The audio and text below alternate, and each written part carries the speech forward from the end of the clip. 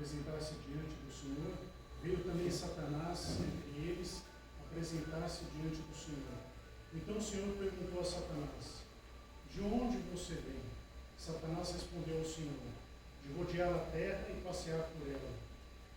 E o Senhor disse a Satanás: você reparou no meu servo Jó? Não há ninguém como ele na terra. Ele é um homem íntegro e reto, que teme a Deus e se desvia do mal, e ainda conserva sua integridade, embora você me incitasse contra ele para destruir o seu motivo. Então Satanás respondeu ao Senhor: pele por pele, o homem é capaz de dar tudo o que tem pela sua vida, mas estende a tua mão e toca nos ossos e na carne dele, para ver se ele não blasfema contra ti na tua face. Então o Senhor disse a Satanás: você pode fazer com ele o que quiser, mas poupe-lhe a vida. Então Satanás saiu da presença do Senhor e feriu Jó com tumores malignos, desde a planta do pé até o alto da cabeça. Jó, sentado em cinza, pegou um caco de barro para com ele raspar as feridas. Então a mulher dele disse: você ainda conserva a sua integridade? Amaldiçoe a Deus e morra. Mas Jó respondeu: você fala como uma doida. Temos recebido de Deus o bem. Por que não receberíamos também o mal?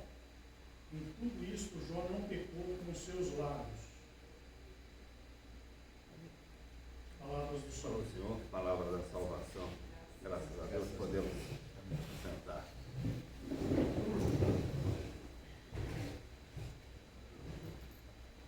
O livro de Jó é um livro conhecido da Bíblia, mas sobre o qual acho que pouco se prega, né? Até porque não está muito na moda pregar sobre sofrimento, né? A moda é pregar sobre prosperidade, bênção, abundância, só coisas boas, né?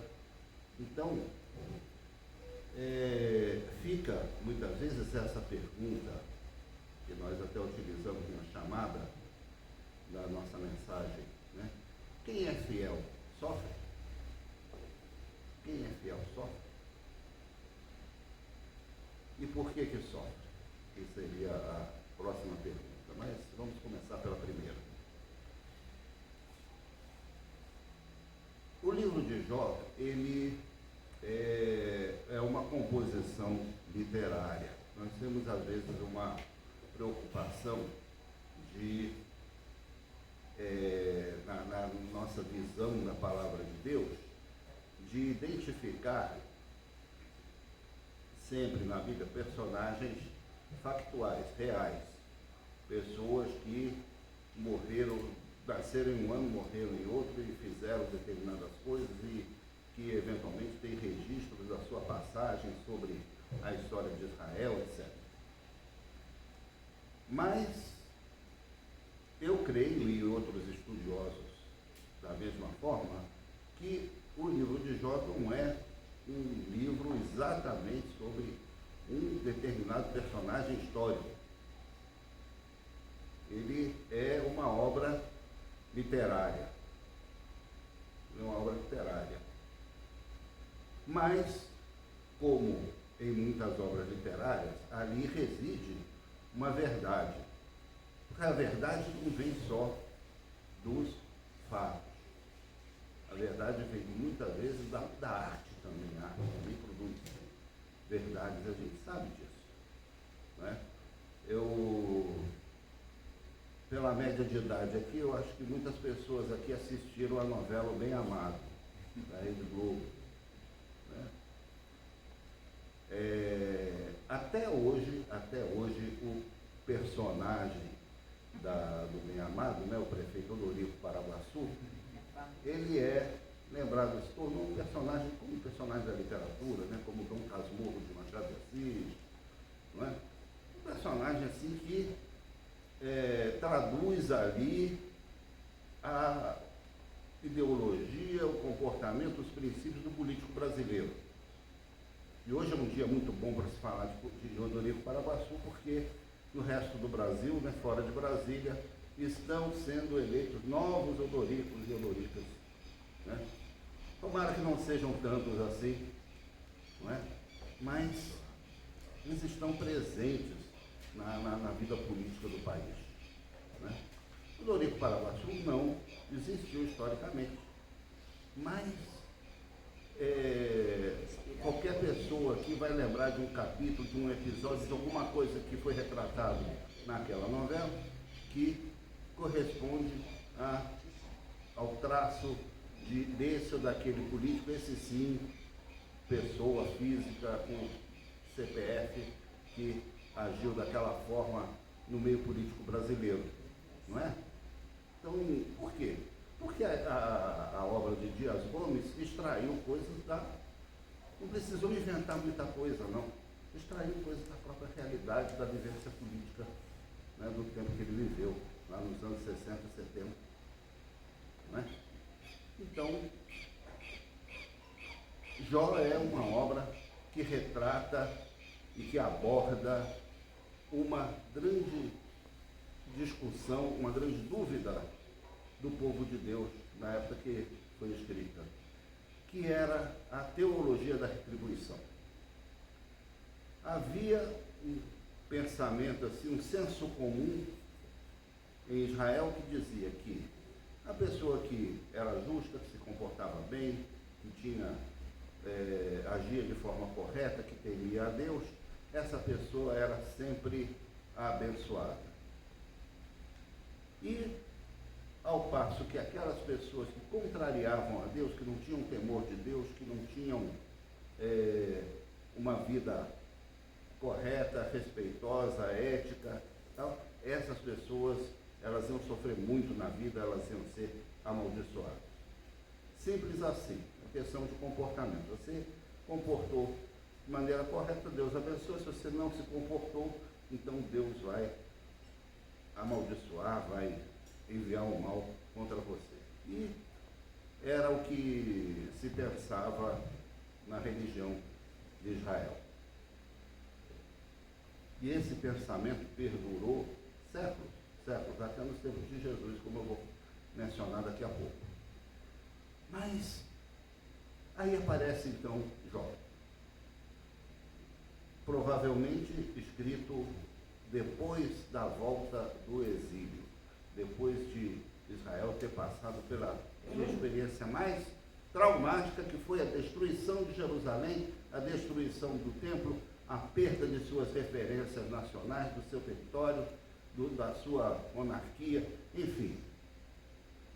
Foram enviados para a Babilônia e alguns inclusive ficaram por lá, mas alguns também retornaram e reconstruíram o templo. Então tivemos o judaísmo do segundo templo e uma produção literária que foi incorporada ao patrimônio, né, das escrituras sagradas, faz parte daquilo que a gente encontra no Antigo Testamento. E ali então, esse personagem Jó, que já era conhecido como uma história da sabedoria, uma história sapiencial da literatura, ele ganha uma nova roupagem, ele é inserido num contexto um pouco diferente, porque ali está um homem justo, temente a Deus, não é? Ele, inclusive, pelo que dizem, ele não era exatamente um israelita, ele era edomita, pelo que dizem os estudiosos. O povo de Edom era ali, meio primo de Israel, né? Morava ali do lado, mas era um homem que tinha temor de Deus, e um homem muito abençoado, né? Um homem que tinha 7.000 ovelhas, 3.000 camelos, 500 juntas de boi, 500 jumentas, né? Milhares de pessoas ao seu serviço. É o que lemos no início do livro de Jó, seu patrimônio, um homem bem sucedido. Mas aí aparece então um personagem que é relativamente novo na literatura judaica, que é o inimigo, o acusador, o tentador, o Satanás. A gente não ouve falar de Satanás na maioria dos livros da Bíblia. Ele aparece aqui, nesse livro de Jó, depois da volta do exílio. E numa reunião, digamos assim, né, de avaliação lá onde Deus mora, né? Então os filhos de Deus, as criaturas de Deus vieram se apresentar perante o Senhor, e Satanás, que também é apresentado como uma criatura de Deus, que se rebelou contra Deus, não é mesmo? Então ele também foi naquele dia se apresentar diante de Deus, e Deus conversa com ele. Isso é interessante, né? A gente vê um mínimo de convívio, de convivência, de diálogo, de civilidade na relação de Deus com o inimigo. Veja só. E ele comenta a respeito de Jó. Ele diz: você viu meu servo Jó, que maravilha, que homem abençoado, né? Porque ele é muito correto, ele merece, né? Olha só, tal. E aí Satanás faz aquele papel do acusador, não é? O diabo nos acusa sempre, é o seu papel, né? Tenhamos motivos a dar ou não. Jó não dava nenhum motivo para que Satanás o acusasse. A princípio, a vida dele era uma vida perfeita. Agora, vamos examinar a nossa própria vida, vamos nos examinar individualmente, não é? A gente diz: não, Satanás é o pai da mentira. De fato, ele é o pai da mentira. Mas ele acusa, muitas vezes, falando verdades. Falando verdades, porque nós pecamos. Porque nós damos motivo também. E facilita também por nós, não é? Por isso que a gente tem que estar aqui confessando diante de Deus os nossos pecados, não deixando nenhum para trás, não. Para não ser motivo de... né? Porque se Satanás nos acusa, dizendo: esse aqui já foi perdoado, esse aqui já está canibado, esse aqui não vem requentar esse café não, porque isso daqui já passou. Não é? Muito importante a gente ter essa comunhão com Deus, reconhecendo a nossa condição. Mas Satanás então diz: pois é, mas também pudera, né, Deus? 500 ovelhas, 600 cabeças de gado, não sei quantos mil hectares de soja plantada, né? Né? Maravilha, né? Assim é fácil, né? Ter uma relação boa com Deus, né? Deus está no céu e estou aqui sossegado, tudo, não é? Mas coloca ele à prova. Atinge ele na sua saúde, no seu corpo, na sua integridade, na sua família, não é? E aí começam a suceder uma série de tragédias, uma série de acontecimentos na vida de Jó, em que ele perde seus filhos, suas propriedades são roubadas e, finalmente, o seu corpo é atingido. Ele começa a ter uma enfermidade que toma conta do seu corpo. E ele então fica sem chão, porque do alto onde ele se encontrava, ele acaba então se desmoronando, não é? Por que isso? Porque Deus e o Satanás então entram numa disputa, não é? Ora, essa série de acontecimentos na vida de Jó quebra totalmente a lógica da teologia da retribuição. Porque o que ele fez de errado? Ele não fez nada. Mas Deus permitiu que na vida dele acontecessem certas coisas ruins, muito ruins.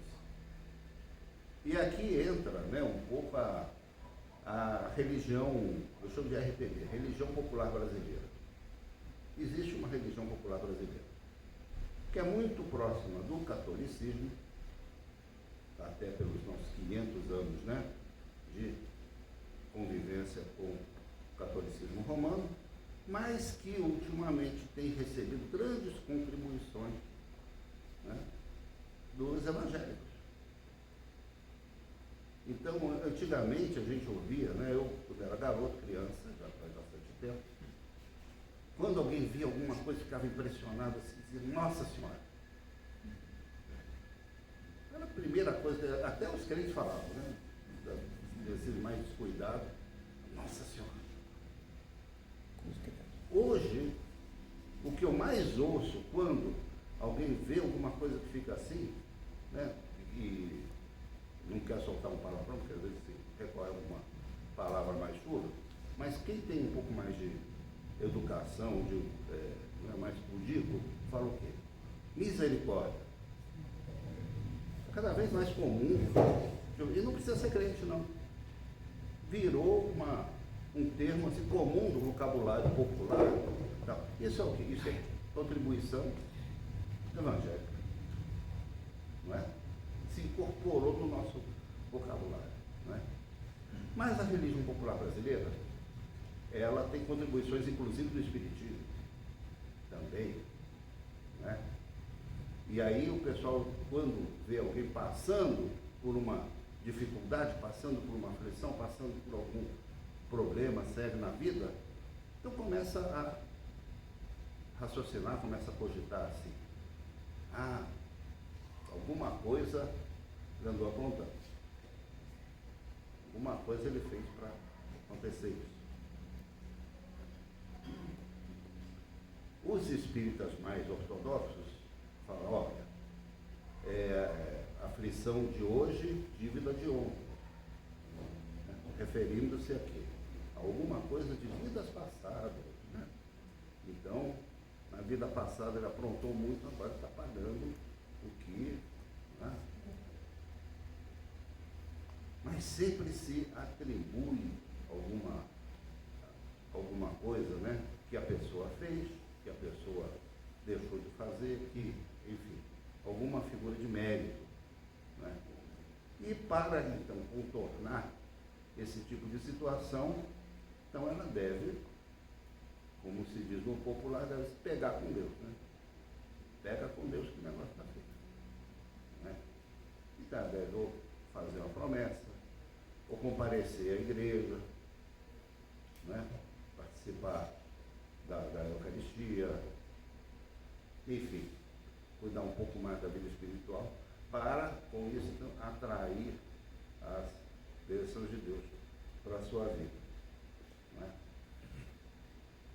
O fato é que essa relação de mérito, ela, assim, de agradar a Deus por conta disso ou daquilo que acontece na nossa vida, né, de negativo, enfim, de crise e tal, muitas vezes nos leva a uma concepção que tem muito mais a ver com o paganismo, digamos assim, né?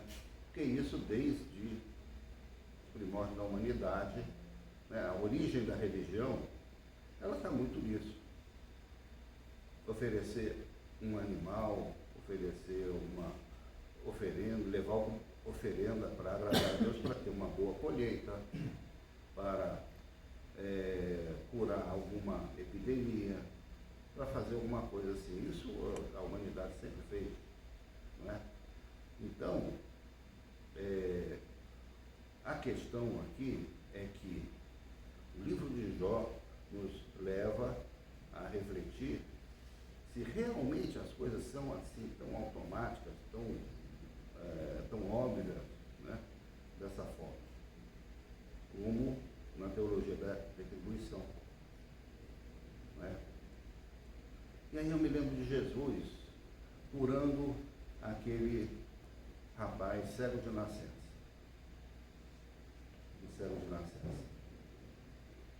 O que os discípulos perguntaram a Jesus quando viram então aquele menino?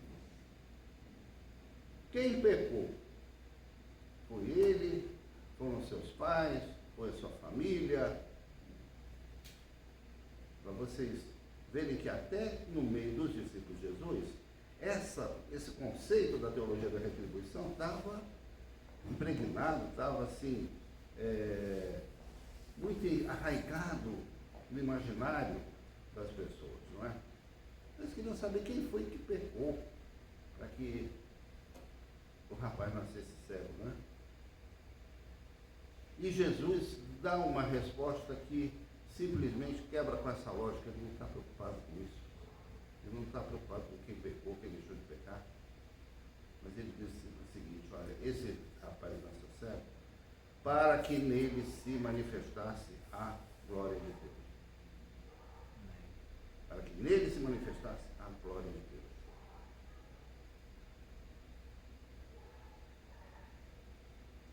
Eu estou lembrando aqui também, há situações pelas quais a gente passa, que são difíceis, são desagradáveis, especialmente situações de saúde, que tem a ver também com a nossa própria atitude, com o nosso corpo. Não é? Quantas doenças que a gente tem que são resultado dos nossos próprios vícios, da nossa alimentação, da nossa falta de atividade, não é? A gente também precisa refletir muito sobre isso, não é? Não se trata de uma maldição que vem de natureza espiritual, são, às vezes, consequências de um certo descuido que nós temos com o nosso próprio corpo, que é templo do Espírito Santo. Então nós precisamos ter essa clareza também. Né, Rosita? A gente precisa ter essa clareza também. O que nós fazemos com o nosso corpo? Né?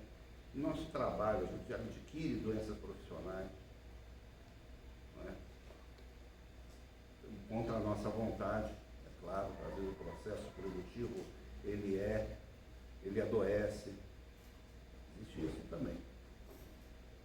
Mas o fato é que Jó aqui, então, diante dessa situação, é procurado 3 amigos. Né? A esposa dele já tinha proposto uma solução radical.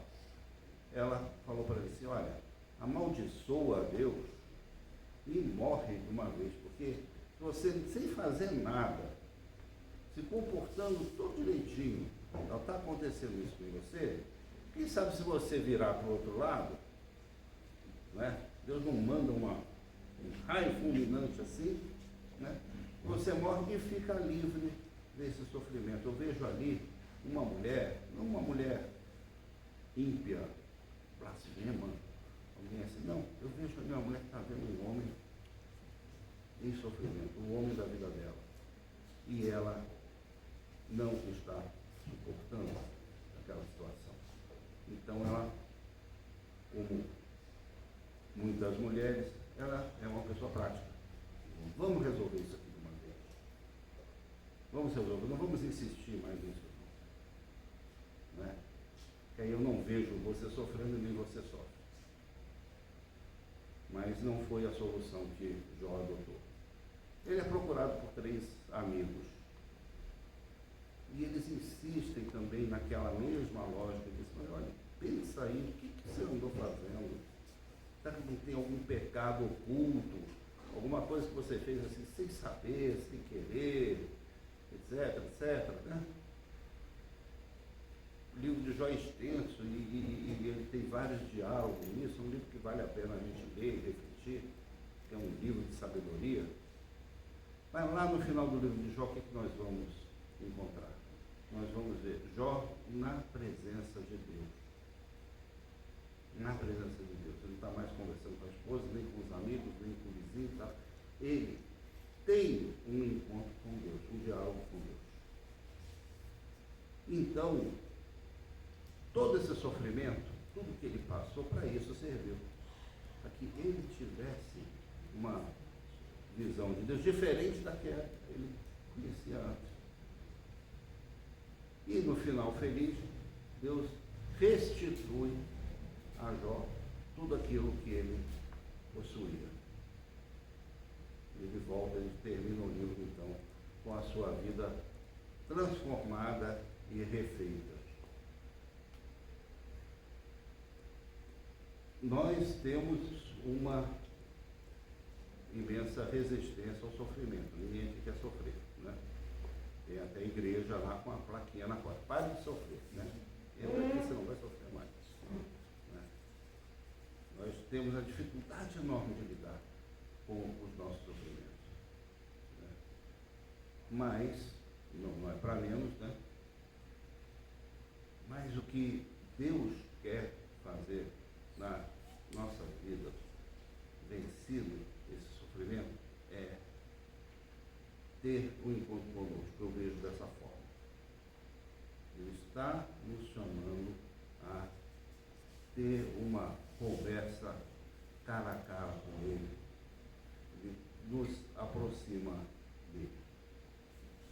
Não é?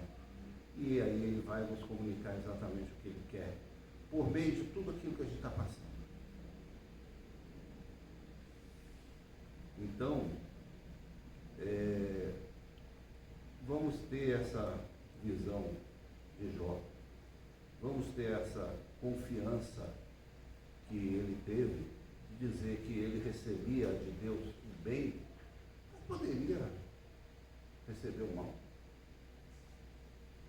Qual o propósito de Deus nisso? A gente precisa ter se perguntar a respeito. Sabendo que Deus nos ama e Deus quer o nosso bem, no fim das contas. Não é? O apóstolo Paulo, pelo fato de pregar o Evangelho, sofreu muita coisa. E ele disse, os sofrimentos do tempo presente não são se comparar com a vida que teremos no porvir. Mas acho que antes de chegar ao porvir, ainda nessa vida, nós temos a oportunidade de desfrutar muita coisa, vencendo os nossos sofrimentos. Os nossos sofrimentos de saúde, os nossos sofrimentos financeiros, os nossos sofrimentos de relacionamento de família, emocionais, todos eles. Não é? E muitas vezes até nos levantando contra certos tipos de sofrimento que são impostos pelo mundo em que a gente vive, pela estrutura social que a gente vive, por aqueles que abusam do poder. Nós somos chamados a lutar também e não ficar passivamente recebendo essa carga do sofrimento que não é merecida por nós, porque nós nada fizemos para receber. Certo? Então, essa é a mensagem que eu gostaria de deixar com vocês nessa noite. Deus abençoe a todas e todos. Amém. Nós vamos nos preparar para receber os elementos da ceia do Senhor. Mas antes, nós vamos receber as nossas crianças que já estão se preparando para voltar a participar.